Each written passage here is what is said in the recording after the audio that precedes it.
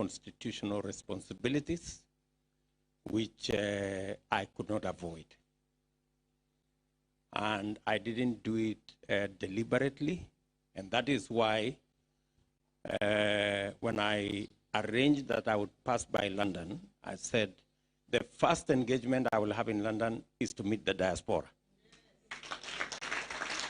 So that I can mitigate to whatever extent what did not happen the last time. So, poleni sana. There was the diaspora engagement that I wanted to engage with Kenyans who are here, and I had also another engagement at the university here. I could not send anybody to the diaspora meeting because it was a meeting between me and Kenyans. But the other one, I could be able to send other people. So let me say to all of you, I am really delighted that we are meeting here this evening as Kenyans, both from home and those of you who live in Europe. Let me also congratulate all of you for making it in Europe. We know how difficult it is.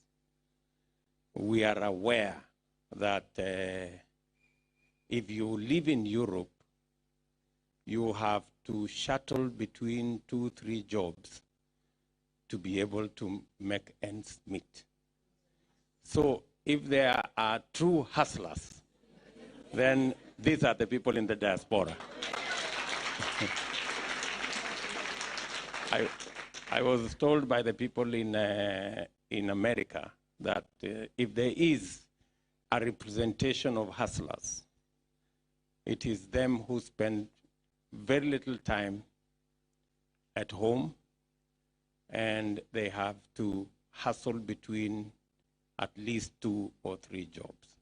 So it is that spirit of working hard and refusing to fail and insisting and persisting until you succeed that represents the true Kenyan spirit. So I want to say to all of you, thank you very much. We don't take it for granted that you are holding our flag very high in Europe. And I welcome the conversation that we are having, a conversation about how we can be better. We can be better in Europe, and we can be better at home in Kenya. And that conversation is going to enrich the ideas that will go into the formation of the next administration. I am very clear in my mind that nobody has a monopoly of good ideas. We have to listen to one another. And when we said, those of us who are leading the charge in Kenya, that we are going to change the conversation in Kenya, many people did not think it was going to happen. But surely, and very fast, it is happening.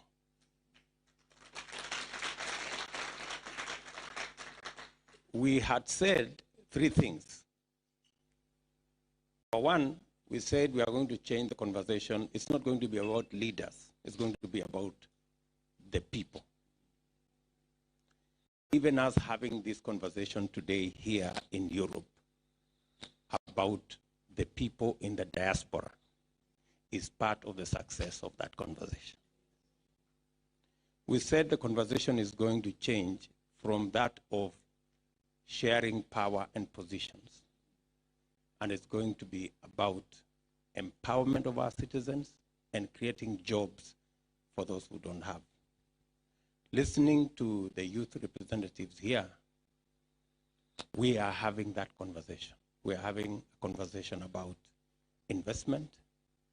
We are having a conversation about how to create jobs so that the people in the diaspora can actually play their rightful role, whether they are here or they are at home. So the conversation is changing. And finally, we said we are going to have a conversation about the economy. And I am very happy that when I saw Pastor say that he is a spiritual leader, but he is going to talk on behalf of the business people. Yeah, he's going to talk about on behalf of the business people and the people who want to invest in our country. It is a confirmation that we are having the right conversation. And I want to confirm to you that as the Kenya Kwanza team, we are going to insist that this conversation cannot regress to be about positions and power and leaders, that we will insist and persist that this conversation is going to be about the people, is going to be about empowering every citizen of Kenya, and it's going to be about jobs and investment. So that's the conversation we're going to have. And let me begin by saying a couple of things so that we understand before I respond to the issues that the chair, the SG, and all the other speakers have asked us to respond to.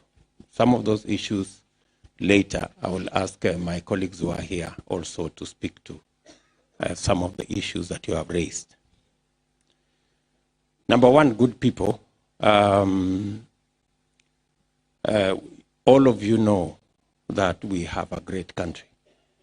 I am a very solid believer that Kenya is a great country. And we have the best country anywhere on earth.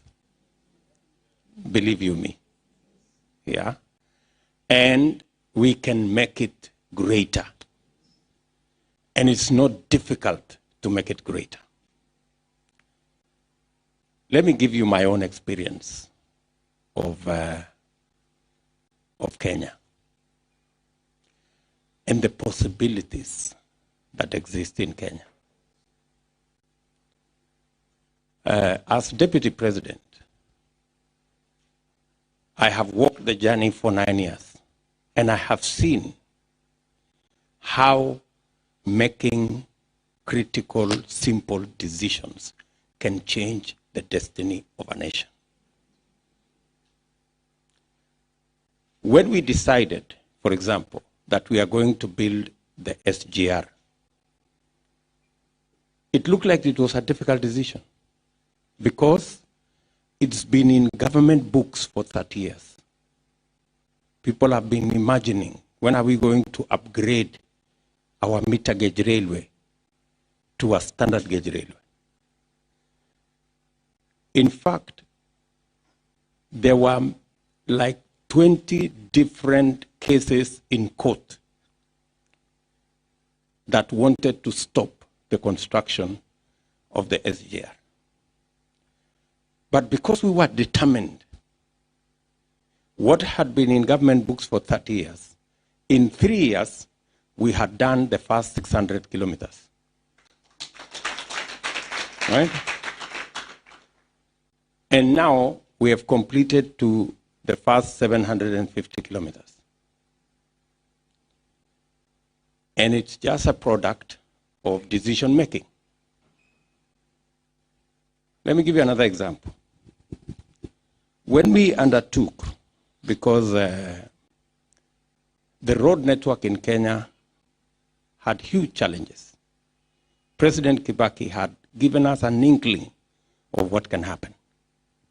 So when we came into office, we decided to launch a program which we named 10,000 kilometer program. It looked over ambitious. Because, why did it look very ambitious? It looked ambitious because from independence to 2013, we had done 11,000 kilometers of tarmac. So if anybody told you that it was possible to double the number of kilometers of tarmac in 10 years, it looked overambitious. But let me tell you, the good news is that by June this year, which is in 4 months or 3 months, we will have actually done 11,000 kilometers of new tarmac. Why am I telling you this? I am telling you this to show you the kind of possibilities that are in Kenya. How very fast we can transform our nation. Let me give you another example. When we came into office, and for your information, how did we achieve the movement from, how did we achieve the 10,000 kilometers of tarmac? We did a very simple decision. We changed the building standards so that we created 3 different standards of road, depending on how much traffic and weight was carried in every road. And that way, with the same resources that we had used before, for 1 kilometer that we built, we could actually build 4 kilometers. That's how we managed to drive that exercise. Again, leadership and decision making made the whole difference. Do you understand what I'm saying? Let me give you another example. When we came into office in 2013, we had 2.3 million people connected to electricity. 2.3.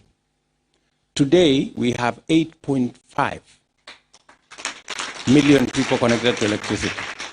How did we do it? We just changed the connection model. And I'm giving you these examples to show you how possible it is to move Kenya to the next level in a very short while. Having achieved what we achieved, it was now necessary for us to move to phase 2 for the actual takeoff of our nation. And we sat down with experts, we crafted what we called the Big Four. And the Big Four was supposed to achieve 3 things mainly. Number 1, it was supposed to sort out what Mokami was talking about, jobs, deliberate.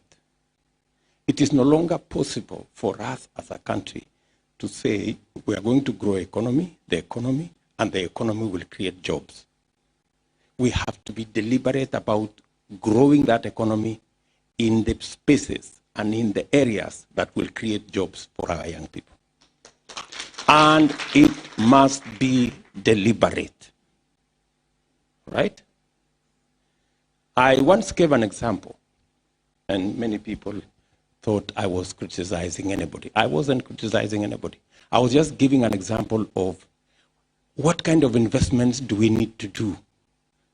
Because our challenge in Kenya is that we have 4 million young people who are out of college, out of university, out of high school, and they have no jobs. So our problem is jobs. So as you invest in whatever programs, in whatever projects, in whatever infrastructure, your eye must be on those that create jobs. Do you understand what I'm saying? So even when you saw in our Big Four plan, you saw there a project called housing. It wasn't so much about the houses.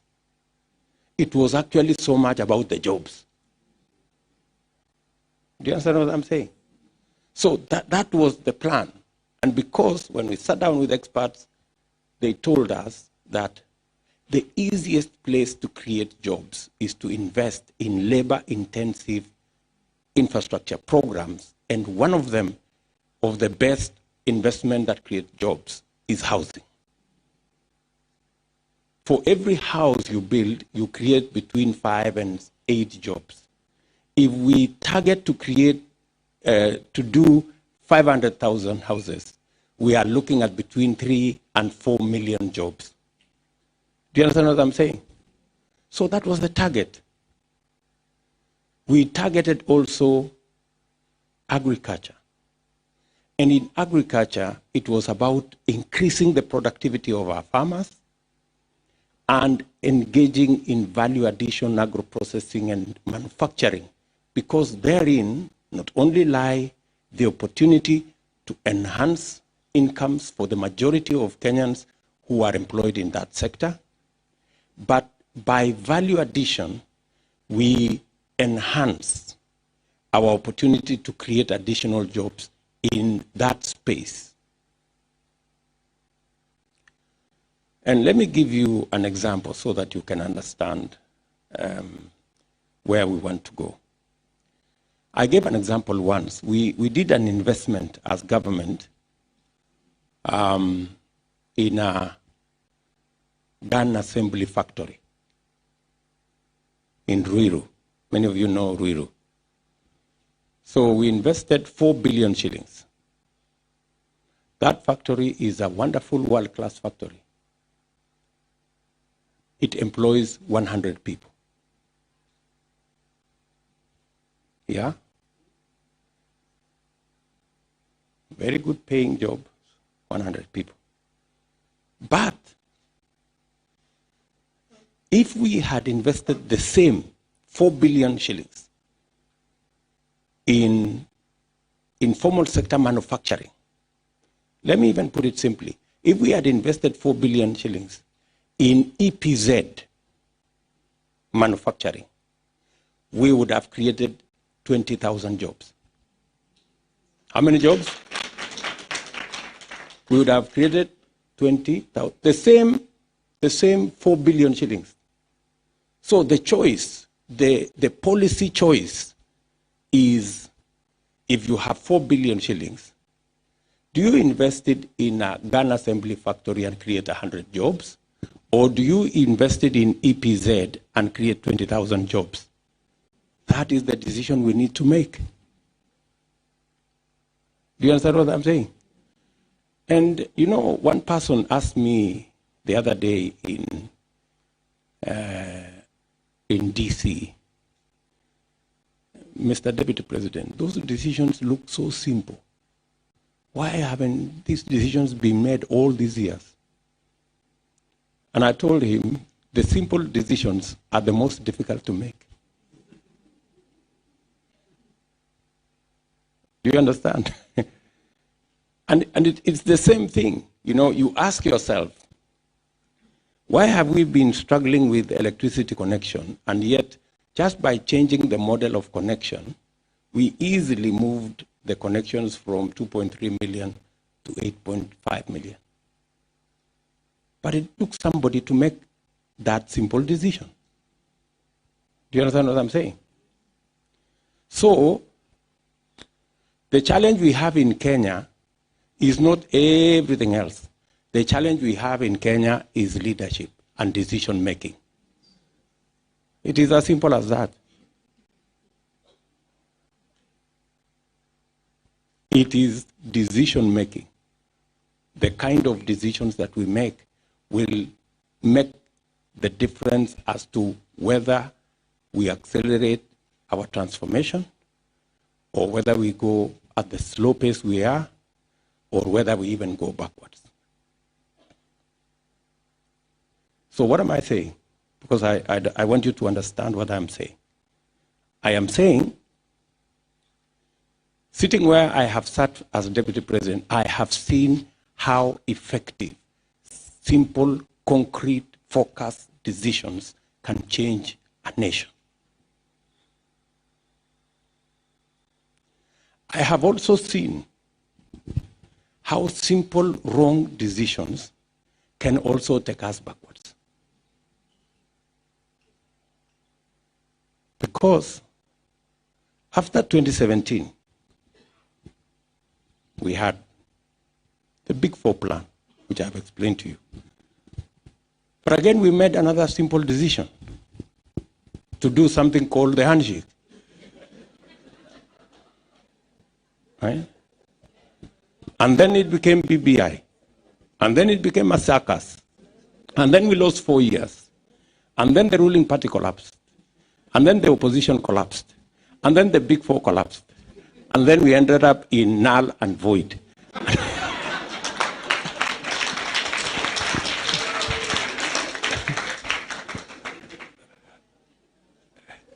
Do you understand what I'm saying? You know? And then now we ended up with an economy that is struggling because we've lost 4 years that we would have leveraged on the investments we have already made, huge investments we have made in infrastructure, by doing the next couple of things.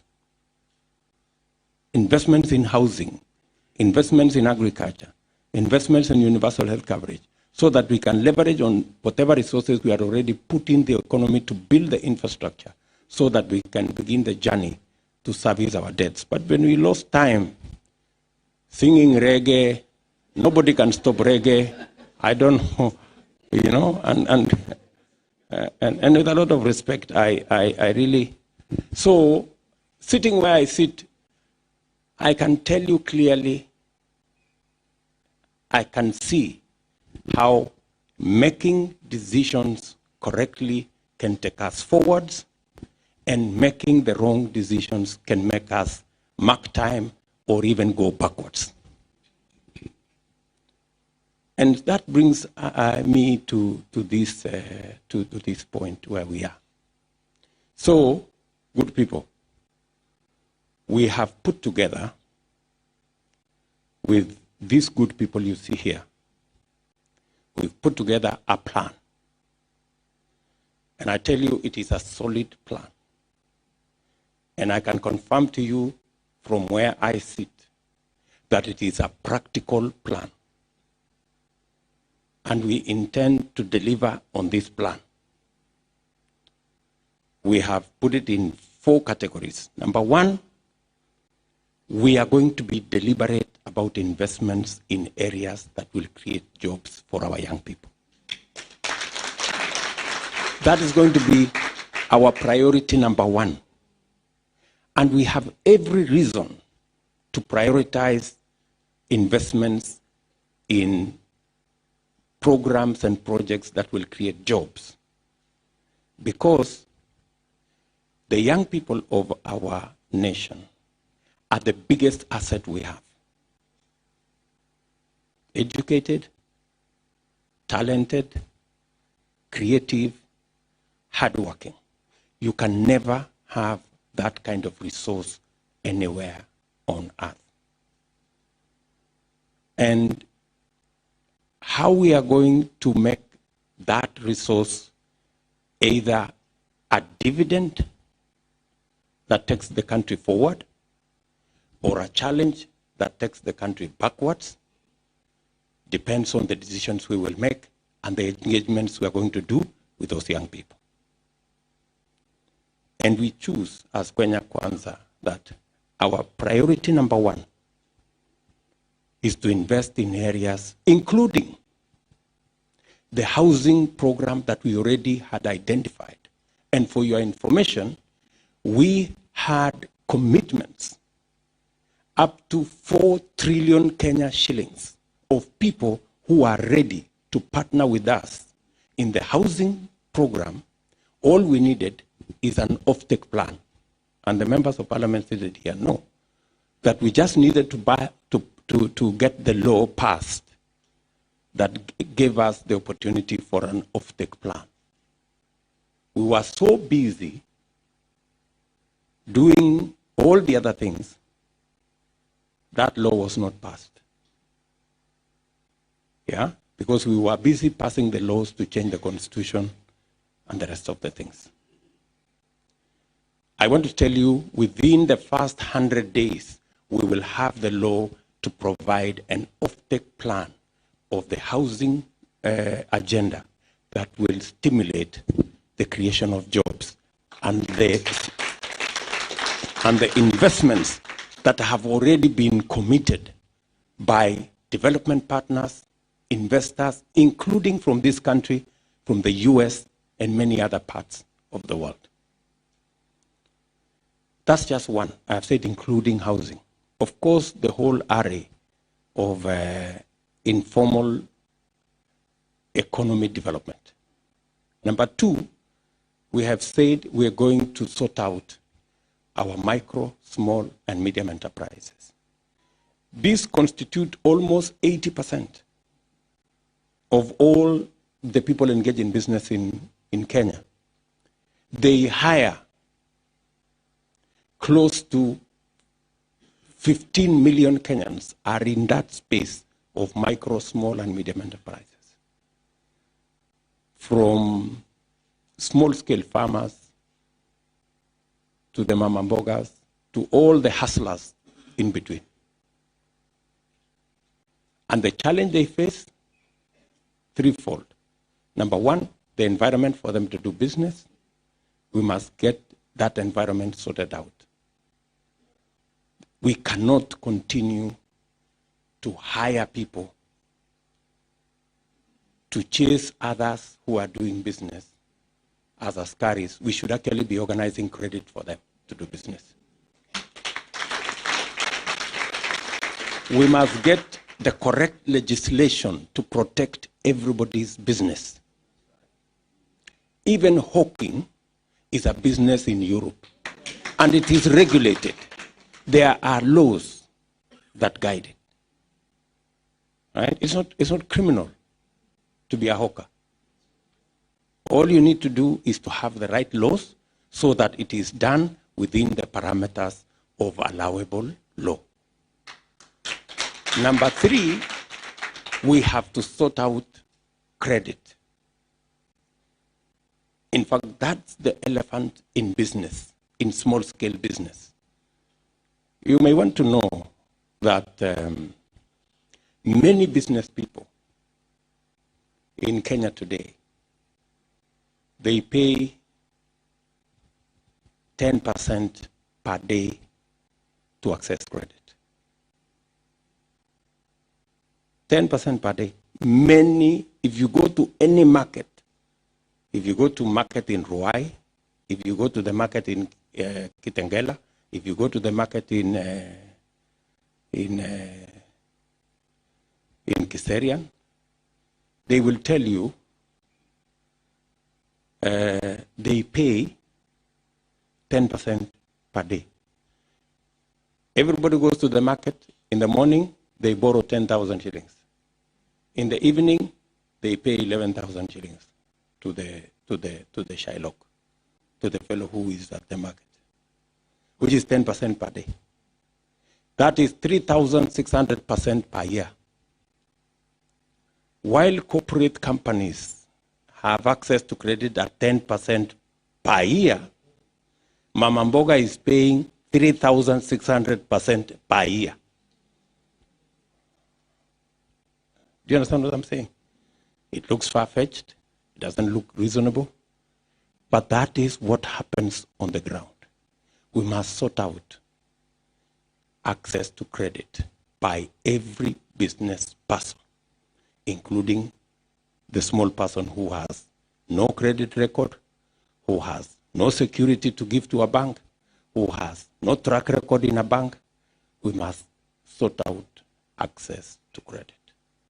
If we sort out access to credit, that is the SMEs that today make between $100 or $1 and $2 a day, just by sorting out access to credit, they will move from $2 to $5 in a day.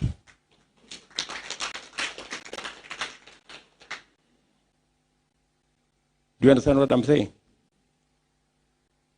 Number three, we need to sort out our agriculture, and we have plans on how to sort out our agriculture. We need to sort out our productivity. Let me give you an example how we need to sort out agriculture and how to sort out productivity. I will give you two examples. We are the largest producer of milk in the African continent. We produce 5 billion liters of milk every year. But on average, we are producing 3 kilos or 3 liters per cow. Actually, the same cow, if you feed it differently, you can produce between 15 and 20 kilos per cow. So you can increase 500%. Forget about 500%. Say even we double. If we just double the milk production and move our production to 10 billion liters, and we export even 3 billion liters, we will move production of milk to the highest foreign exchange earner in our republic. It will overtake tea, it will overtake coffee, it will overtake horticulture.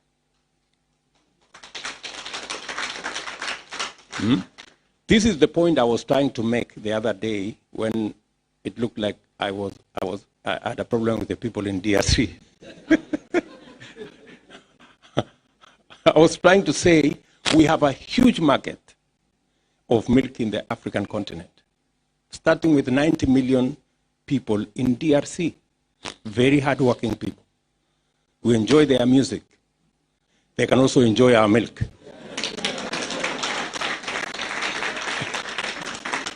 That's the point I was just trying to make, only that it went off the mark. You know? Isn't it true we enjoy Kanda Bongo Man and all the other people from that corner? Yeah? So, that's the point I was trying to make.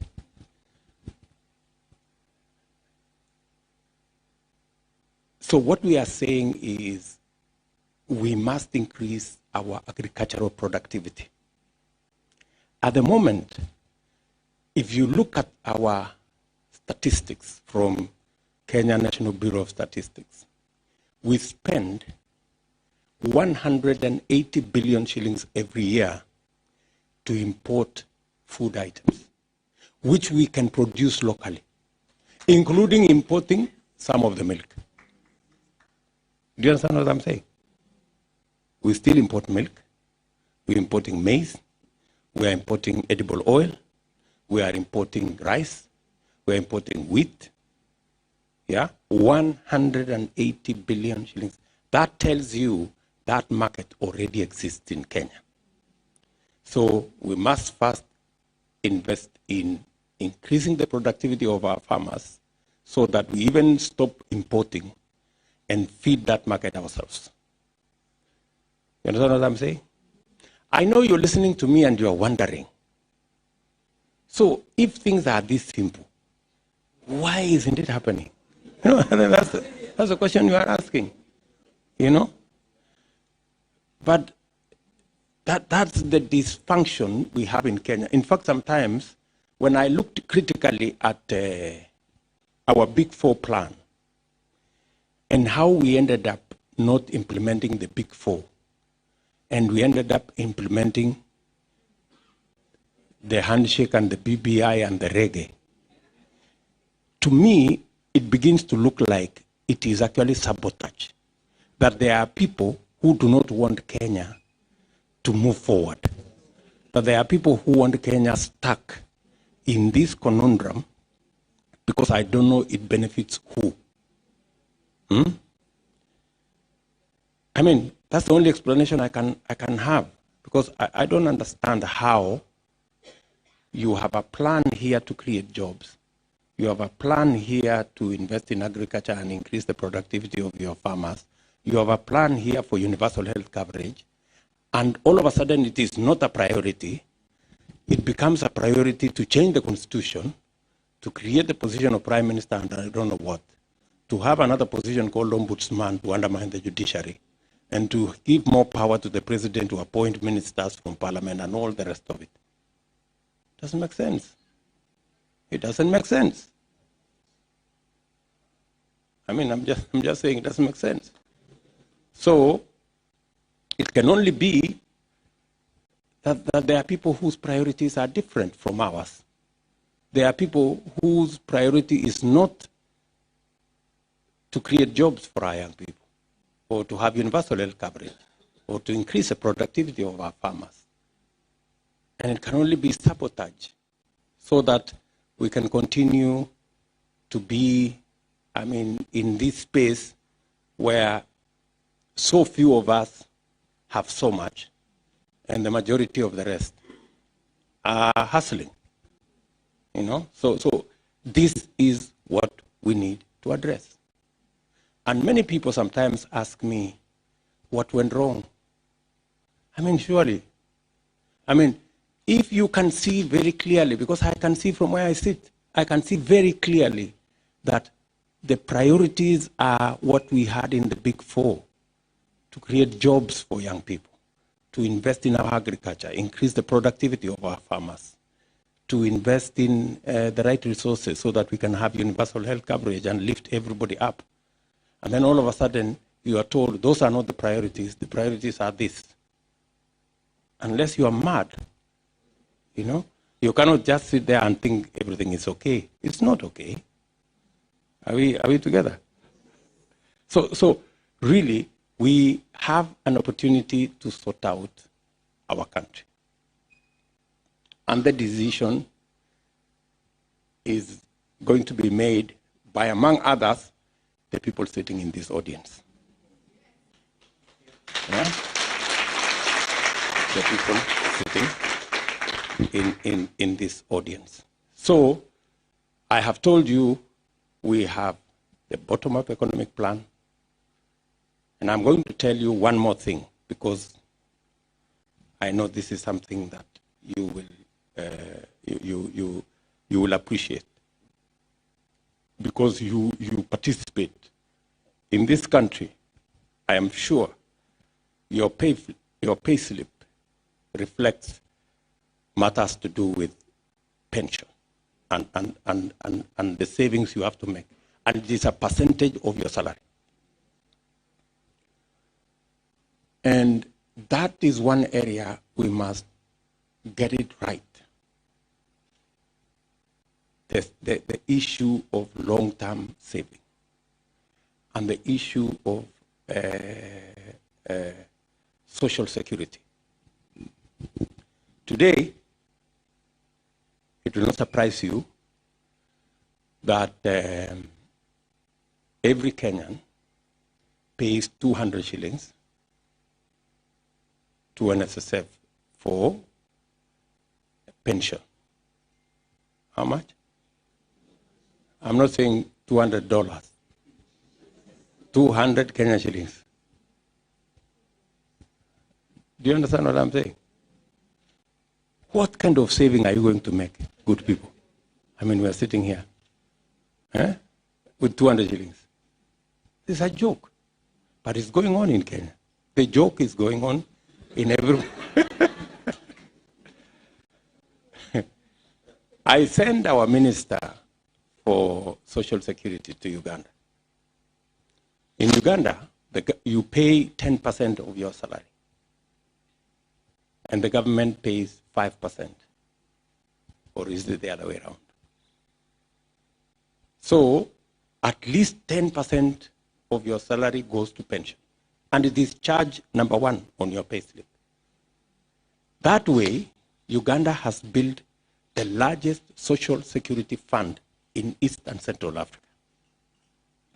It is an economy 30% ours, but they have built social security fund the largest in East and Central Africa. And many of you were asking, how do we participate? That's one area we will have to figure out how all of us can participate.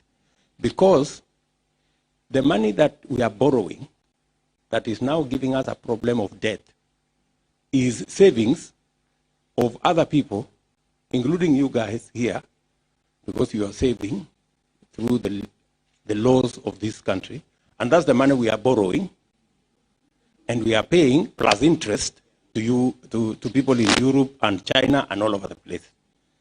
And we are borrowing everybody's money except ours, because we don't have ours to borrow. So the first thing is that we must build a huge fund of our own money for us to be able to borrow to finance our development. Do you understand? Let me give you some statistics. China, they save 55% of their GDP. We save in Kenya 7% of our GDP. That's the whole difference. That's why we are borrowing from China. We are borrowing from China because they save. And because we don't save, we have nothing to borrow. So we have to go and borrow from. So step number one is that the law, we will make sure the law is changed within the first 100 days. Unasikia Kimani?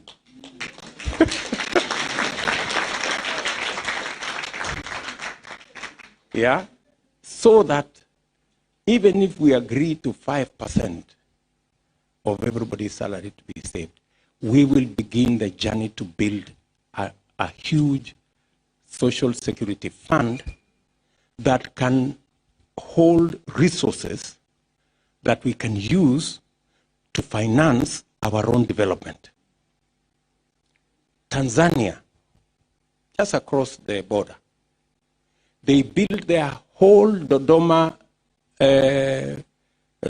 new parliament, the whole thing, using social security money. Because they also save a percentage of their salary. They don't save 200 shillings like us. Again, I know you are asking yourselves, are we really paying 200 shillings every month? Even if you are earning 500,000, they deduct 200 shillings. From the watchman, the fellow who is earning 14,000, 20,000, to the fellow who is earning whatever. Unaona ile ujinga iko Kenya?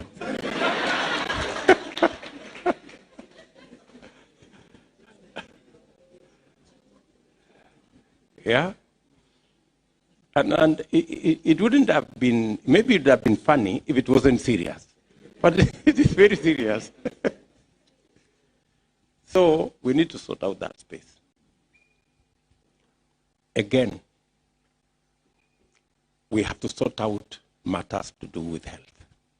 Many of you I know, every day, every week, mtu fulani yako mgonjwa, tuma pesa. Mtu fulani yako mgonjwa, tuma pesa. Mtu fulani yako mgonjwa, tuma pesa. Si namna hiyo? We have to sort out that space.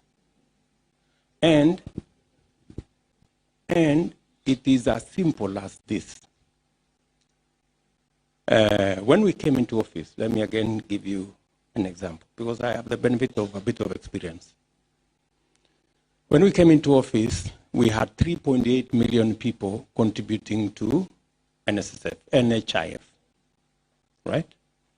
And everybody was contributing 340 shillings, or 320 shillings. Everybody, just like the 200 of NSSF.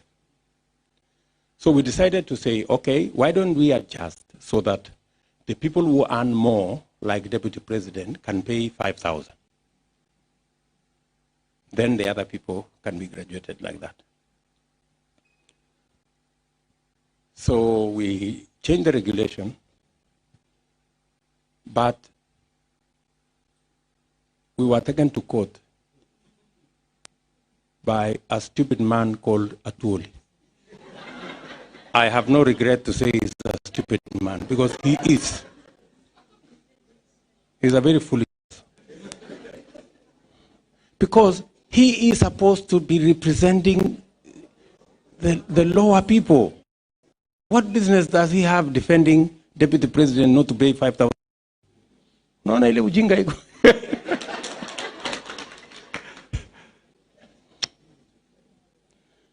And those are the people roaming the corridors of power and giving us lectures.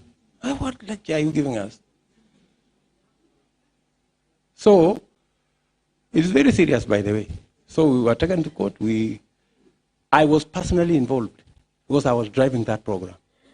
Finally, we got a negotiated settlement out of court. Now, Deputy President is paying 1,700, I think, and a few coins. While Mama Mboga is paying 500. So Mama Mboga, whose income is 5,000 shillings, is paying 500 shillings, which is 10% of her income. Deputy President, who is earning 1,000,000 shillings, is paying 1,700. Shida hii Kenya hii. There's a problem.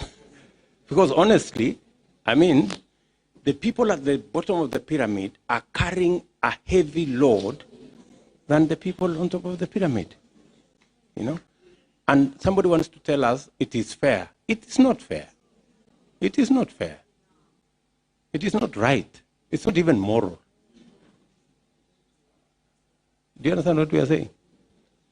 So we decided in 2017 that we are going to sort out that challenge.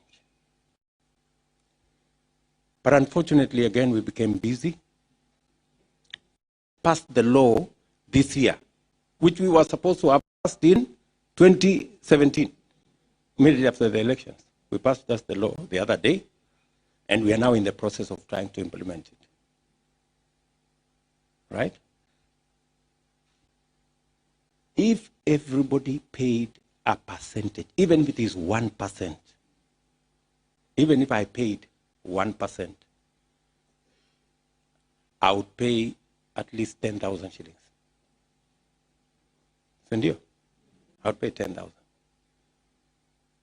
And the people earning more money would pay more. And I'm telling you, when we just changed from the 340, the 320 to 1,700, we moved our collection from 900 million shillings every month to about 3.3 billion shillings every month. Today, we are collecting just under 60 billion shillings every year from NHIF. If we made everybody pay a percentage of what they earn, we would actually collect anywhere between 170 or 200 billion Kenya shillings. And we would wipe out the whole issue of health insurance in Kenya. Everybody, including those who cannot afford, we would be able to put them on NHIF.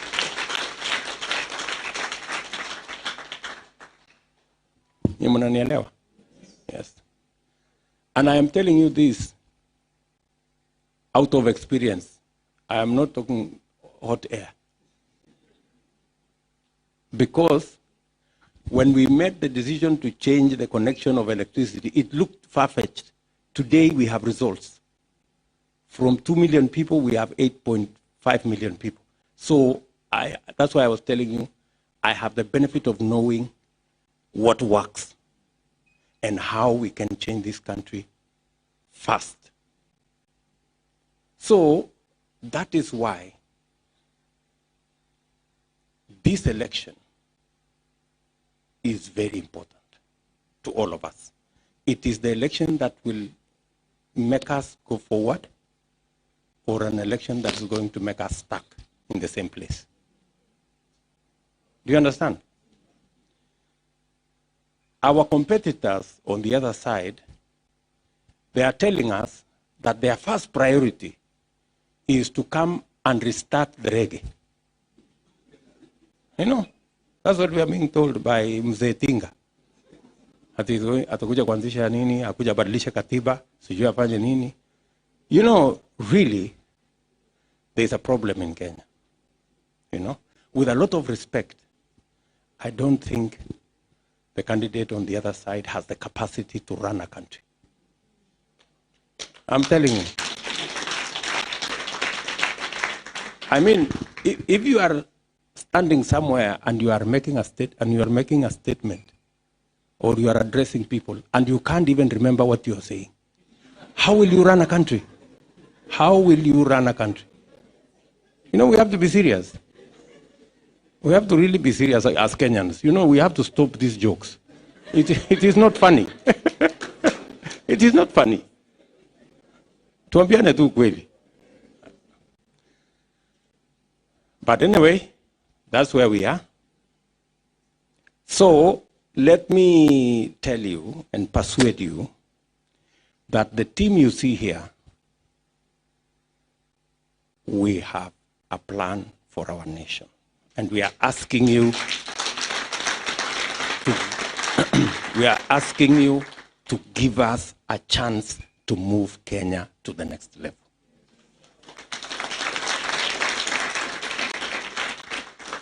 Yeah, we're asking you to give us a chance to move Kenya to the next level.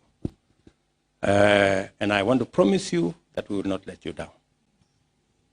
We will do our best, and we will work hard, and we will deal with all the issues that require to be dealt with. Let me conclude by saying the one thing that is also very important, because when you're dealing with public resources, accountability is very important. Making sure that every coin and every cent and every shilling goes to the intended purpose, and that there is sufficient oversight and there is clear accountability mechanisms. As part of our plan, we are going to do three things. Number one, because accountability is at the heart of the performance of any government. Number one, we are going to make sure that the criminal justice system and the judiciary have the constitutional independence that is provided for in the Constitution, but they also have the operational and financial independence for them to be viable vehicles of fighting corruption, of making sure that all disputes are settled in good time, and of dispensing justice in good time, because justice delayed is justice denied. How are we going to do it? Number one, today, the Inspector General of Police, the DCI, the whole criminal justice system doesn't have financial independence because their budget is controlled by the office of the president.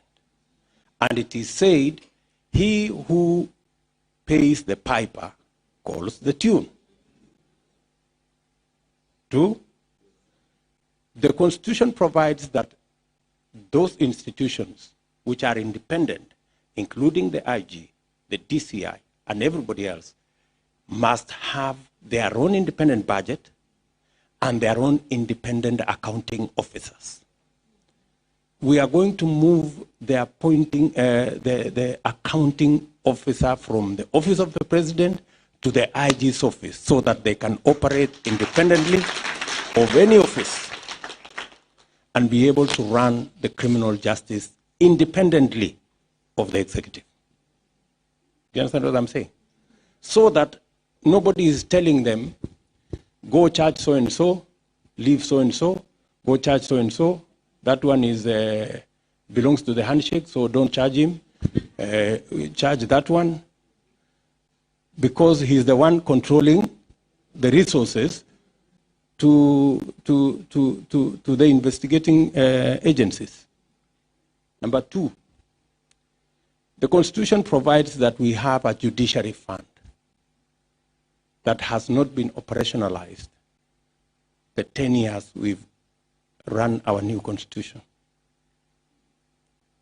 We will operationalize the judiciary fund day one so that the judiciary have the resources to make sure they hire enough judges, they have enough software, they have enough hardware, whether it's buildings or whatever, so that they can dispense justice by giving them financial independence. Today, the judiciary is getting half the money the Constitution says they should have. And Ichung'wa will tell you it is deliberate to slow down the judiciary. And so that somebody can call the shots and tell the judiciary, if you do this and this, we will add you an extra 1 billion. You must stop that nonsense. You know, let the judiciary be. In fact, I remember one statement Willie Mutunga, our former Chief Justice, made when he was retiring. On the day he was leaving office, he said one fundamental statement. He said he was very happy that during the tenure of President Kibaki, the hotline never rang. The line that normally the president uses to call. It never rang one day for 4 years. And he was very happy that it never rang. You know? Who knows? I don't know whether it rings nowadays.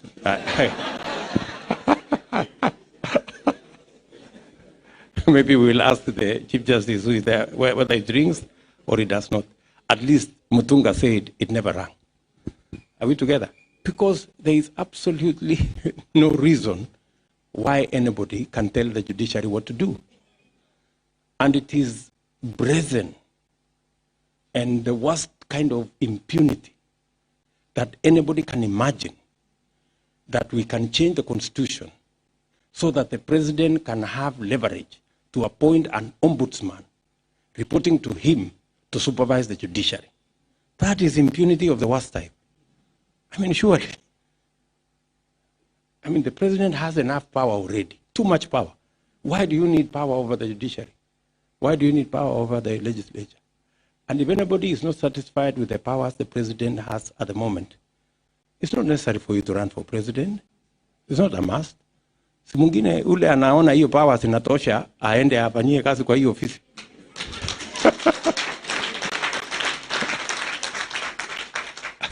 Ama ni aje? Eh? So, this is what I am saying. And I know I have talked for long, but maybe I am talking for the one I was supposed to come and this one. Let me respond to the issues. I hope I am clear on what I have said. Let me talk on the issues Chairman has talked about. Number one, I agree with you that we need to up our game in terms of the quality of service between our embassies and Kenyans in the diaspora. We certainly need, there is some room there for us to improve on the quality of service that's available to Kenyans in the diaspora, number one. Number two, we cannot have an economic conversation or a conversation on the economy in Kenya without the diaspora. Because your contribution is about almost 400 billion Kenya shillings that you send to Kenya every year. And that counts for something. And therefore, your issues are legitimate.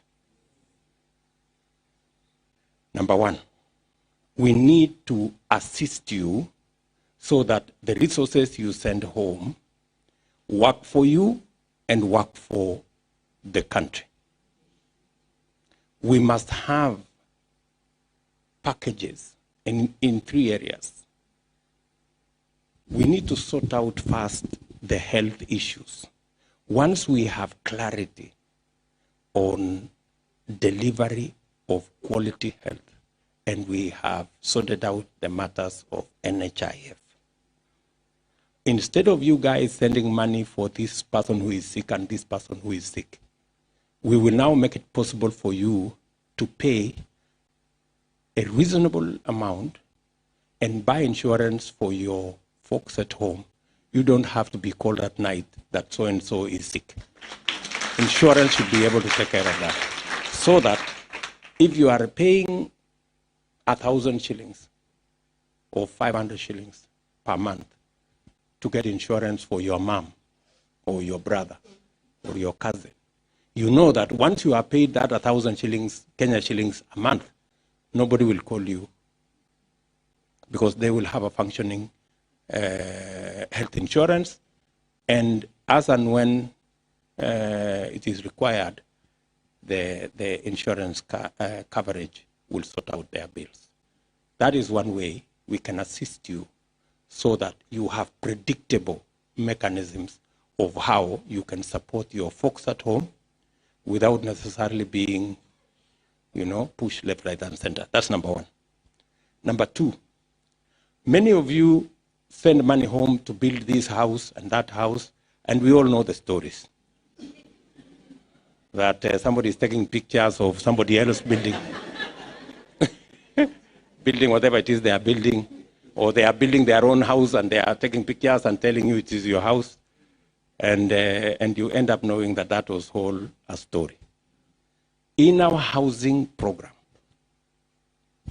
it will be possible for you to buy a flat or a house in Kenya, like all other Kenyans, which nobody is going to cheat you, You will not be involved in buying cement and buying this and the other, and then somebody. So you can actually buy a property. And we can make it possible for the diaspora to specifically, because of the contribution you make, to specifically have a quota for the diaspora people to buy certain packages.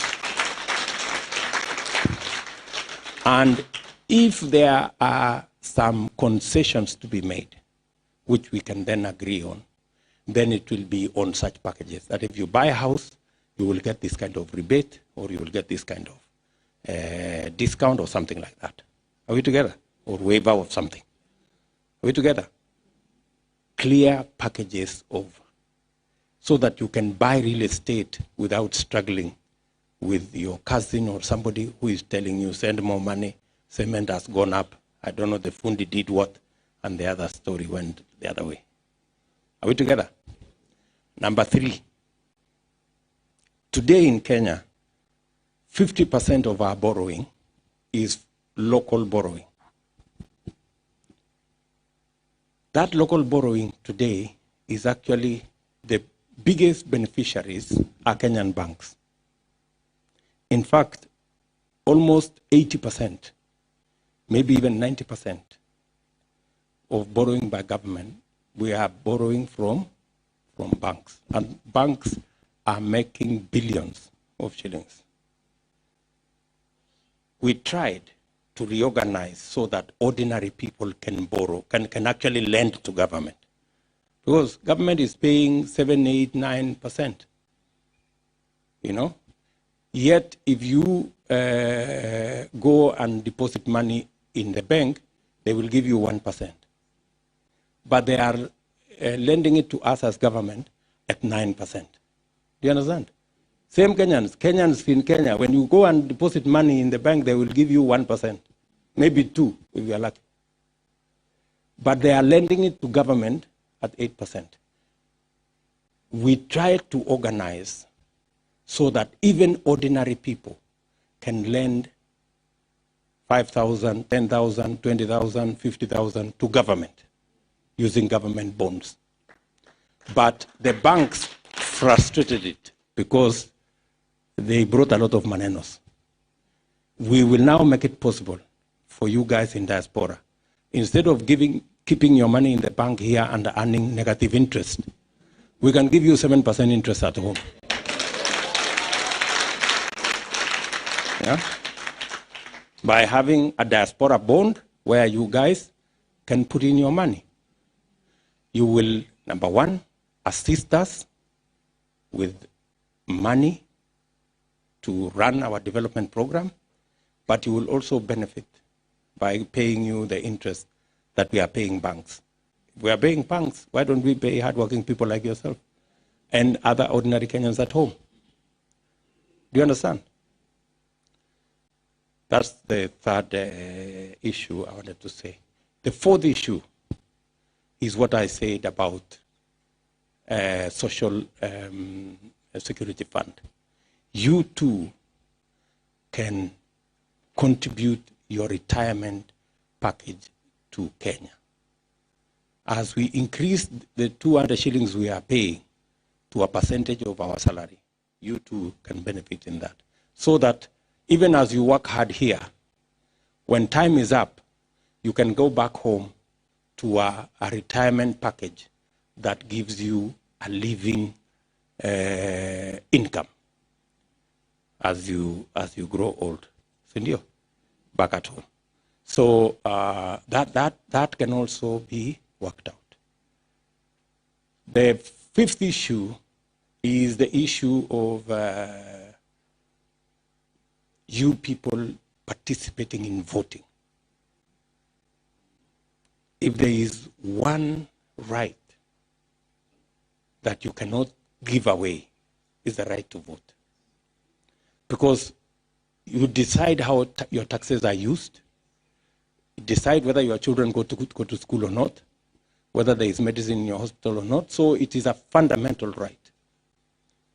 And the opportunity to participate in elections is a very critical opportunity. That's why we've been pushing the IEBC to make sure that Kenyans in the diaspora have an opportunity to vote. We started 5 years ago with with I think 5 countries. Now we've gone to 12, including the UK. So for the very first time, although we have only 700 people, they will have an opportunity to vote. I, however, agree with you that the interpretation that IEBC gave to the law was the wrong interpretation. Because the law said that Kenyans in every country where we have a mission will have an opportunity to vote. But the IEBC narrowed it to say in every country where they they reduced it to the embassy and consulate only. You know, it cannot be like that. It means if we have an embassy in the UK, then it must be made possible for everybody in the UK to vote. You know, it cannot be that it is just at the embassy or at the High Commission. It cannot. That's a very narrow interpretation of the law. So again, I think policymakers who are here, we have members of parliament here. So Ipan is here, Adagala is here. You people must take up this challenge, and we see how we can work with IEBC to make sure that I know they will come up with resources and things like those, but those are things that can be worked out so that we can give opportunity for Kenyans in the diaspora to vote. On matters to do with whether we can appoint somebody from or nominate somebody from the diaspora into the Senate or National Assembly, it's a very positive, idea. And for your information, we already have people who are members of diaspora already nominated. In fact, I remember we nominated a lady called Falhada, who was actually, in fact, her children are still here. And I think I even met the sister here. Huyo sister wa Falhada bado yuko hapa. Ndio ule pale. You know, that one there. So, Falhada is a member of the Senate. And we nominated her, and she has been pushing to the extent that she can the diaspora agenda. But maybe we need to contextualize it better so that whether it is Falhada or the next person, can actually find a way of making sure that, the problem is that Parliament is in Kenya. So, and when somebody lives here and goes to attend Parliament, then I think they stop being diaspora or something. Because even in that Parliament, for your information, the members of the diaspora, I think maybe 10 or 20% of Parliament is made of people from diaspora. All these people. Susan Kihika there was in the US for 20 years. She's now a member of the Senate. Soipan here was in the US. Owen Bayer here was in the US. Today they are members of Parliament in Kenya. But they are not prosecuting the diaspora agenda.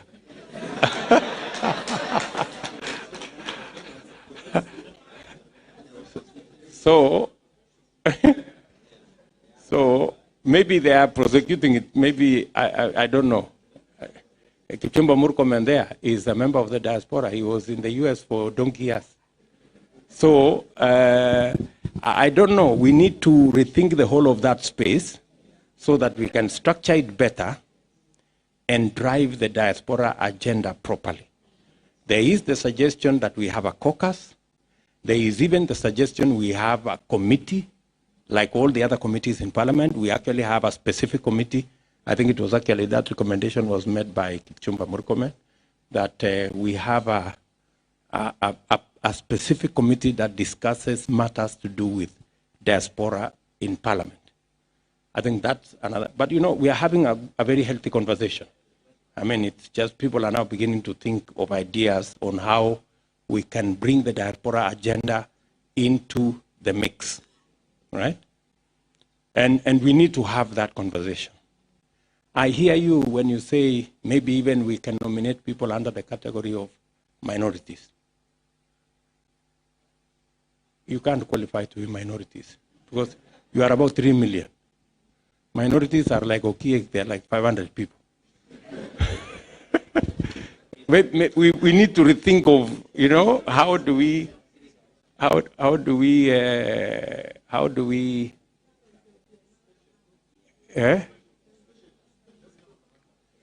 maybe we just have a commander of sorts. So I think this is the conversation we need to have, and we need to have a back and forth so that we can have a middle ground and see how best do we take it forward. And I think there are leaders here who are listening, and we will all share our thoughts. And what you are doing, you're also provoking us to think, which is a very positive thing. And finally,